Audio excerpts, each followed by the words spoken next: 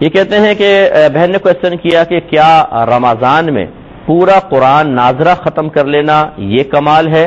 یا پھر ایک اور شخص ہے جو تفسیر کے ساتھ قرآن پاک پڑھتا ہے لیکن 15 سپاروں سے آگے نہیں بڑھ پاتا، یہ افضل ہے؟ میری بہن، آپ 15 سپاروں کی بات کر رہی ہیں، میں بالکل وثوق اور دلائل کے ساتھ ثابت کر سکتا ہوں کہ قرآن عظیم کے ایک رکوع کو اگر آپ ترجمہ اور تفسیر کے ساتھ پڑھ کر اچھی طرح سمجھیں، یہ آپ کے 50 قرآنوں پر بھاری ہے۔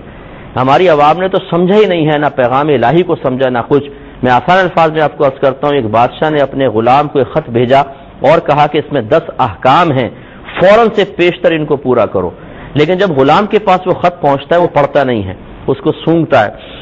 کیا خوشبو ہے، کتنا پیارا لکھا ہوا ہے، کیا پیارا کاغذ ہے، کیا نفیس فرمان ہے۔ پھر اس کو لپیٹ کے ایک ریشم کے کپڑے میں رکھتا ہے، اس پہ عطر لگاتا ہے اور اوپر رکھ دیتا ہے، روزانہ اس کو اتارتا ہے، چومتا ہے، آنکھوں سے لگاتا ہے، سر پہ رکھتا ہے، احکام پڑھتا ہی نہیں ہے۔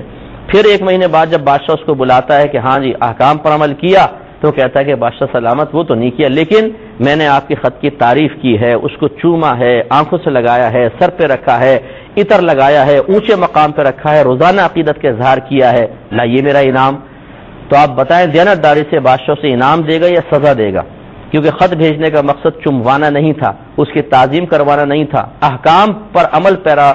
ہونا یہ مطلوب بادشاہ تھا۔ اسی طریقے سے قرآن ہے کہ اللہ نے قرآن اس لیے نازل نہیں کیا کہ آپ اس کو چومیں، آنکھوں سے لگائیں، سر پہ رکھیں، صرف عربی عبارت پڑھیں، بچے رخصت ہونے لگے تو اس کے سر پر رکھ کر اس کو رخصت کر دیں، اور باہم جھگڑے ہوں تو اس پہ حلف اٹھائے جائیں، بلکہ اللہ تعالیٰ نے قرآن پاک کو اس لیے نازل فرمایا تاکہ اس کو پڑھیں، اس کو سمجھیں، اس کی آیات کی روشنی میں اپنا محاسبہ کریں، اپنے عمل کو درست کریں، اس کے احکامات پر عمل کریں۔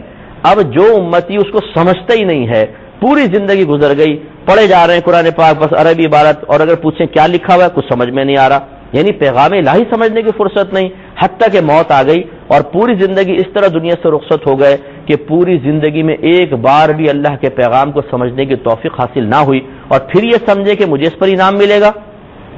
تو میں یہ نہیں کہہ رہا ہوں کہ جو عربی عبارت پڑھتا ہے اس کو ثواب نہیں ملے گا، لیکن قرآن حصول ثواب کے لیے نازل نہیں کیا گیا۔ قرآن اٹھا کے پڑھے، قرآن کو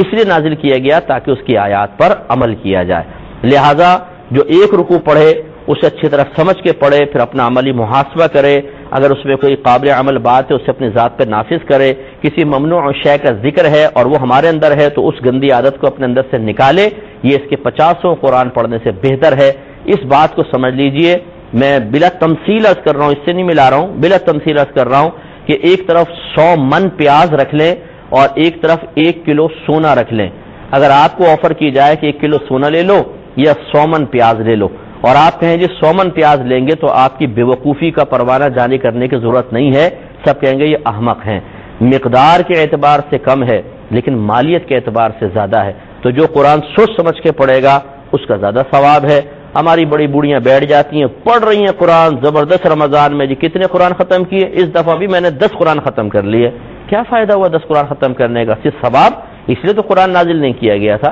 قرآن تو سمجھنے کے لیے نازل کیا گیا تھا، قرآن عمل پیرا ہونے کے لیے نازل کیا گیا تھا، اور وہ مقصد آپ نے پورا نہیں کیا۔ اب جا کے پھر اللہ تعالیٰ کو جواب دیجیے گا کہ کیا آپ نے کیا اور کیا نہیں کیا۔ ایک یہ بچی نے کوئی کویشچن کر لیا